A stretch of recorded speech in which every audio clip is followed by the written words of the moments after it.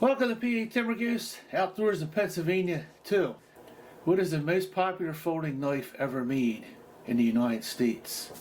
That would have to be a Buck 110. Over 15 million knives produced and sold throughout the United States. This is mine. I've had this since I was 10 years old, and this actually came from Kmart when Kmart was back in business. This has a lot of miles on it. Field dressed many deer and processed quite a few of them with just one knife. So this is mine. You can see a lot of the blade is gone. It's ground down. It's been sharpened so many times. This current knife sells for about $90 retail, and I paid about $20 for it. So it has gone up a bit. They are made in the United States. This one has finger grooves. Some of them do. There are some variations on this. I prefer the one that has the finger grooves, so when you hold onto it, your fingers won't slide up into the blade while you're field dressing or processing your deer. There's two grinds on this blade which makes it cut like a scalpel. There's a hollow grind on it in here, and then there's another edge grind on top of that hollow grind. That's why it cuts so proficiently.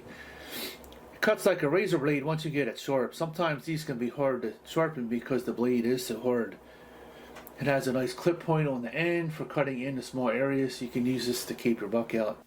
Here's my Henry Oldtimer. This is worth a mention too. This currently sells for about $27 on Bass Pro or other outdoor stores. This actually came from Cabela's when it was Cabela's. I bought 5 of these on sale. This will keep out your buck in a snap. It has a very thin tip on it, surgical cuts. It cuts more like a scalpel. It's pretty easy to sharpen. Unfortunately, this is made across the pond. But it's also worth a mention. The price for this knife is actually very reasonable. And you can put this in your pack without carrying a big bulky knife. Sometimes you may want to carry 2 of them in case one of them gets dull, depending upon how big the butchering job is on the animal that you just harvested. So there are my 2 knives. So thanks for watching PA Timber Goose, Outdoors in PA 2. Let me know what kind of blades you carry in your pack for processing your harvest. As always, give this video a like. It helps other people see it. Hit that subscribe button, help my channel continue to grow.